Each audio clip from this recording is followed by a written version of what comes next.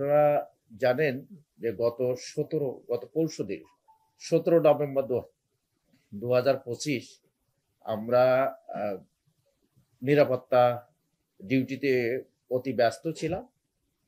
এই বিকেল বেলার দিকে 4:30টার দিকে আমরা 999-এর একটা কল পাই যে তুরাগ থানাতে যে আহ, তুরাগ থানার 17 নম্বর সেক্টরের 7 নম্বর ব্রিজের পূর্ব সাইডে এইচ ব্লকে রোড নম্বর হচ্ছে 3-এর এখানে একটা ফাঁকা জায়গা, এখানে হচ্ছে কাশবন, অনেক উঁচু কাশবন। সেখানে একটি গলাকাটা লাশ দেখা যাচ্ছে। এই খবর ওয়্যারলেসের মাধ্যমে আমরা জানতে পেরে আমি তখন ওই এলাকাতেই ছিলাম, মেট্রো রেলগুলো সুপারভাইজ করতে ছিলাম। আমি সাথে সাথে তুরাগ থানার অফিসার এবং অন্যান্য অফিসার ইনচার্জকে সেখানে যেতে বলি। পাশাপাশি আমাদের এসি উত্তরাজন সাদ্দাম সেখানে পাঠিয়ে দিই। এডিসি সাহেব সেখানে যান এবং আমিও সাথে সাথে সেই ঘটনাস্থলে যাই। ঘটনাস্থলে গিয়ে আমরা লাশটি দেখি যে এটা গলা কাটা লাশ এবং তার পাশে একটি রশি পড়ে আছে। আমরা লাশের সুরুথাল রিপোর্ট প্রস্তুত করে আমরা লাশ ময়না তদন্তের জন্য এই শহীদ সোহরাওয়ার্দী হাসপাতালে নেওয়ার জন্য আমরা অন্যান্য ব্যবস্থা গ্রহণ করি। ইন দ্য মেইন টাইম আমাদের কাছে মনে হয়েছে যে লাশটির কোনো দুর্গন্ধ বের হয়নি। আমরা দেখে মনে হয়েছে আমাদের অভিজ্ঞতা বশত যে হয়তো খুব বেশি সময়ের আগে এই আহ, বাচ্চাটিকে মানুষ হত্যা করা হয়নি। আমরা দ্রুত আহ, করি, আমরা ঢাকা মেট্রোপলিটন পুলিশের যে সমস্ত থানা, সকল থানায় আমরা একটা বেতার বার্তা দিই যে এই লাশটি শনাক্তকরণের জন্য। আর পাশাপাশি নেইবারিং জেলার যে সমস্ত নেইবারিং থানা রয়েছে সেখানেও আমরা বেতার বার্তা দেওয়ার উদ্যোগ গ্রহণ করি। বেতার বার্তা দিলে 17 তারিখ রাতে কিছুক্ষণের মধ্যেই আমরা জানতে পারি যে 17 তারিখ সকালের দিকে একটা জিডি হয়েছে কাফরুল থানায়, জিডি নাম্বার 1502, 17/11/2025 খ্রিস্টাব্দ তারিখে জনৈক ভদ্র মহিলা আকলিমা বেগম, তিনি একটা জিডি করেছেন তার ছেলের মিসিং সংক্রান্তে। তার ছেলের নাম হচ্ছে শান্ত, বয়স হবে 16 বছর অনুমান।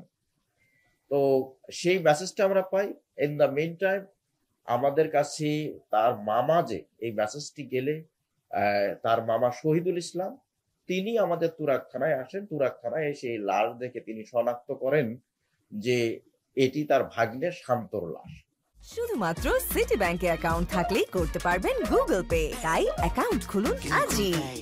আমরা তাকে কথাবার্তা বলে বা জিজ্ঞাসাবাদ করে জানতে পারি শান্ত অটোরিকশা চালাতো এবং তার মায়ের সাথেও আমরা কথা বলে বিভিন্ন তথ্য আমরা কালেক্ট করি যে কারা কারা তার সাথে চলতো, আর কারা অটো চালাতো, কাদের সাথে তার সখ্য ছিল, কারা তার সাথে চলতো, এই কি সমস্ত তথ্য এবং অন্যান্য যে সমস্ত তার মোবাইল নাম্বার, তার মামার কাছ থেকে প্রাপ্ত মোবাইল নাম্বার, জিডিতে প্রাপ্ত নাম্বার, এই সমস্ত তথ্যের ভিত্তিতে এবং আমাদের তথ্য প্রযুক্তির সাহায্য নিয়ে আমাদের কাছে আমাদের কাছে নাম আসে যে সামিদুল হক মনা।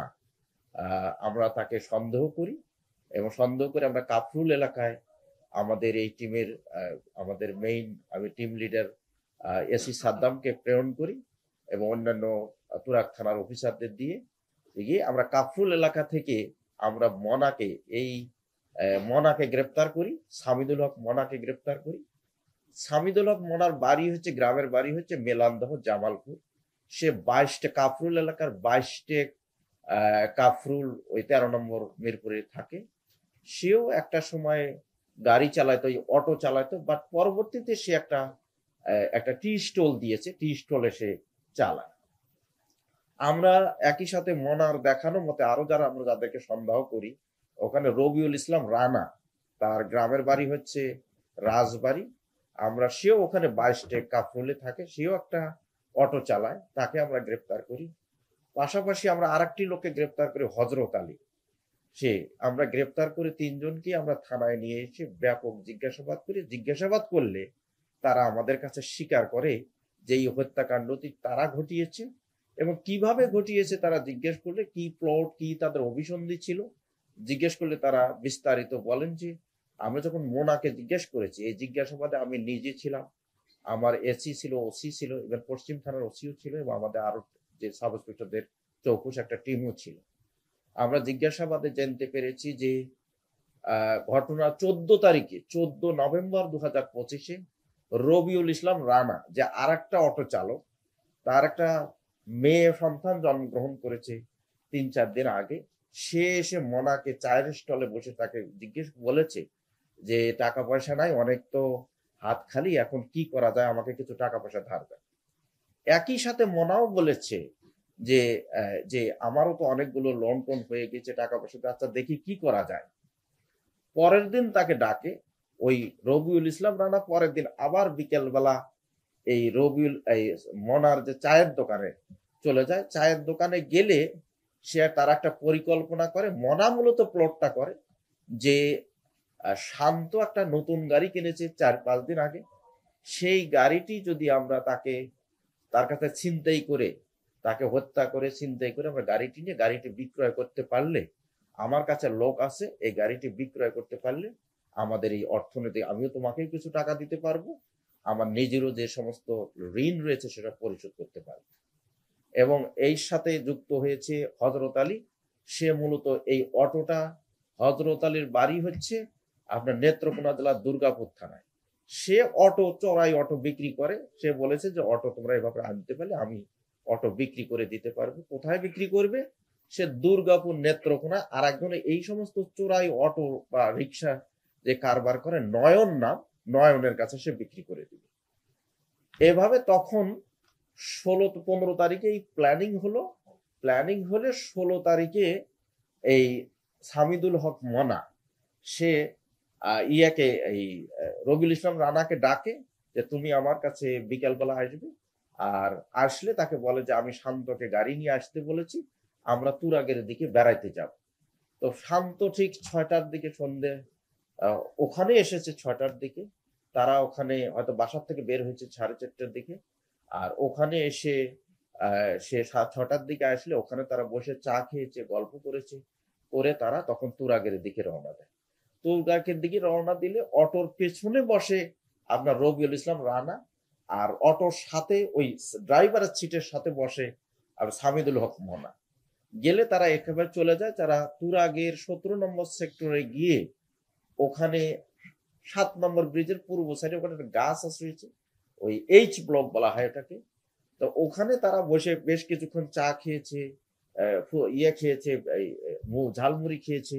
খেয়ে তারা যখন রাত 8টা, 8:30টার দিকে যখন অন্ধকার হয়েছে, তখন তারা কাশবনের দিকে, ছোট ছোট লেন রোড রয়েছে, সেখানে তারা গেছে। গেলে যখন অটোটা থামাইতে বলেছে, তখন পেছন থেকে ওই যে রশি একটা ওরা তৈরি করেছে, লাইলনের রশি, ওটে দিয়ে পেছন থেকে ধরেছে।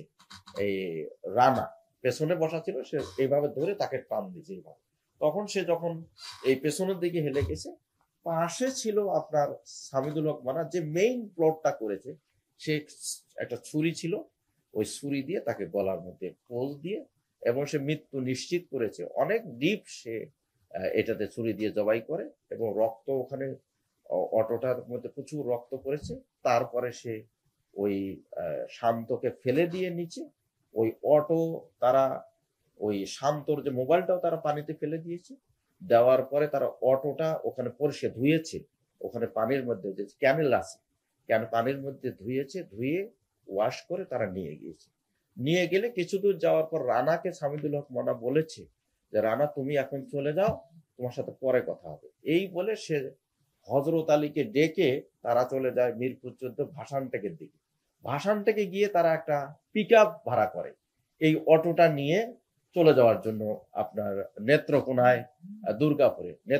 দুর্গাপুরে গিয়ে তারা এই অটোটা নয়নের কাছে বিক্রি করে। আগেই কথোপকথন হয়ে সেটা ঠিক হয়েছিল, 50,000 টাকা দিয়ে বিক্রি করে তারা অটোটি। বিক্রি করলে তারা 10,000 টাকা সে দিয়েছে, বাকি 40,000 টাকা সে দেয়নি তখন। তো 10,000 টাকা তা নিয়ে এসেছে। নিয়ে আসলে আমরা তার কাছ থেকে 10,000-এর মধ্যে 7,000 টাকা আমরা উদ্ধার করেছি আমরা। তো এরপরে আমরা এভাবে জিজ্ঞাসাবাদে আমরা হযরতকে গ্রেফতার করেছি, সরি আমরা সামিদুল হককে গ্রেফতার করলাম। আমরা রানাকে জিজ্ঞেস করলাম, সেও স্বীকার করেছে। হযরতকে আমরা গ্রেফতার করেছি, সাথে সাথেই এই কাফরুল থেকে ৩ জনকে গ্রেফতার করেছি। আর ওদের দেওয়া বক্তব্য মতে আমরা রাতারাতি অপারেশন চালিয়ে আমরা দুর্গাপুরে, নেত্রকোনা দুর্গাপুরে টিম পাঠিয়ে অটো সহ আমরা নয়নকে গ্রেফতার করে এনেছি। তারা ৩ জন তারা বিজ্ঞ আদালতে স্বীকারোক্তিমূলক জবানবন্দি দেওয়ার প্রতিশ্রুতি দিয়েছেন এবং আমরা তাদেরকে স্বীকারোক্তিমূলক জবানবন্দি সিআরপিসি ১৬৪ ধারার আওতায় স্বীকারোক্তিমূলক জবানবন্দি রেকর্ডের জন্য আমরা বিজ্ঞ আদালতে প্রেরণ করেছি। এই আর আমাদের এই অত্যন্ত দ্রুততার সহিত আমরা এই কাজটা করেছি। প্রায় ২৪ ঘন্টার কিছু সময় আমাদের বেশি লেগেছে এবং আমরা সকল, আমি সহ আমাদের এই চৌকস টিমটি, আমাদের এসি এটাকে লিড করেছে ফিল্ড লেভেলে। আমি সেখানে প্রতিনিয়ত সেটা পুঙ্খানুপুঙ্খরূপে মনিটরিং করেছি, গাইডলাইন দিয়েছে আমাদের ওসি, আমাদের সাব ইন্সপেক্টররা, আরো আমাদের পুলিশ সদস্যরা কাজ করেছি এবং আমরা একটি ফুসরত দেই নাই, এক সময় গ্যাপ করিনি, কারণ আমাদের মনে হয়েছে যে একটা গ্যাপ করলে আমরা আসামি গ্রেফতারে ব্যর্থ হব। সেজন্য দ্রুততম সময়ের মধ্যে আমরা এই মামলা এরকম একটা ক্লুলেস এবং চাঞ্চল্যকর মামলার রহস্য উদ্ঘাটন করতে পেরেছি। আমরা এই অটো উদ্ধার করতে পেরেছি। এই হত্যাকাণ্ডে জড়িত আমাদের ছুরি এবং আমাদের যে আমাদের রশিটা আমরা উদ্ধার করেছি। আমরা এই ঘটনায় ওই শান্তকে তাদের জন্য, তাদের দাফনের জন্য, শান্তর বাড়ি হচ্ছে ব্রাহ্মণবাড়িয়া জেলায়, সেখানে নিয়ে যাওয়া হয়েছে। এজন্য আমাদের এই মামলা রুজুর কাজটি চলমান রয়েছে। আর এটি আমি মনে করি একটা চমৎকার একটা বিরাট সাফল্য বলে মনে করি, যে আমাদের যে ডেডিকেশন এবং আমাদের প্রফেশনালিজম, আমাদের দক্ষতার ফলে এটা খুব স্বল্প সময়ের মধ্যে এরকম একটি ক্লুলেস একটা চাঞ্চল্যকর মামলার রহস্য উদ্ঘাটন। নিশ্চিতভাবেই নিরাপত্তা বাড়ানো তো প্রয়োজন বটেই। যত বেশি নিরাপত্তা আপনি বাড়াবেন অত বেশি নিরাপত্তা নিশ্চিত হবে। তো আমাদের যে জনবল রয়েছে, আমাদের যে অন্যান্য সাপোর্ট রয়েছে, তার উপর বেসিস করে আমরা নিরাপত্তামূলক ব্যবস্থাগুলো গ্রহণ করে থাকি। এবং আমাদের এখানে আপনারা দেখে থাকবেন যে আপনি তুরাগ এলাকায় রাত 10টার পরে গেলে কোনো গাড়ি আপনার আনচেক ঢুকতে বা বের হতে পারবেন না। এবং তুরাগ আমি মনে হয় যে ডিএমপির মধ্যে সবচেয়ে লার্জেস্ট থানা এটা, এবং এখানে অনেকগুলো আউটলেট, সেগুলো আমরা নিয়ন্ত্রণ করেছি, করে আমরা ইনশাল্লাহ আমরা অপরাধ নিয়ন্ত্রণে এনেছি। একটা সময় আমাদের শোনা যেত যে তুরাগে ঢাকা শহর থেকে বিভিন্ন রকম লোকজনকে মেরে বা ওখানে নিয়ে মেরে লাশ ফেলে রাখা হতো, একটা এরকম অহরহ ঘটনা ঘটতেছিল। বাট আমরা এটা নিয়ন্ত্রণ করেছি। যদিও একটা ঘটনা ঘটেছে, যে কয়েকটি ঘটনা ঘটেছে এরকম, আমরা সাথে সাথে সবগুলো হত্যা অত্যন্ত স্বল্প সময়ের মধ্যে আমরা তার রহস্য উদ্ঘাটন করেছি, আসামিদের গ্রেফতার করেছি, আমরা আলামত জব্দ করেছি। এই ধরনের কোনো তথ্য এখনো পাইনি। মামলাটি রুজু প্রক্রিয়াধীন রয়েছে, হয়তো আজকে রাতেই রুজু হবে। মামলাটি তদন্তকালে জানা যাবে অ্যাকচুয়ালি তাদের পিসিপি এর আরো কি। তবে ইন দ্য মিন টাইম আমাদের কাছে যেটা মনে হয়েছে, তাতে আমরা তেমন কোনো তথ্য পাইনি পূর্বে যে তারা অন্য কোনো হত্যাকাণ্ড বা একটা চক্র বা একটা প্রফেশনাল কিলার, এরকম আমাদের কাছে তথ্য এখনো পাইনি। তবে মামলাটি যেহেতু তদন্তের প্রক্রিয়ায় রয়েছে, সেজন্য আমরা তদন্তকালে জানতে পারবো।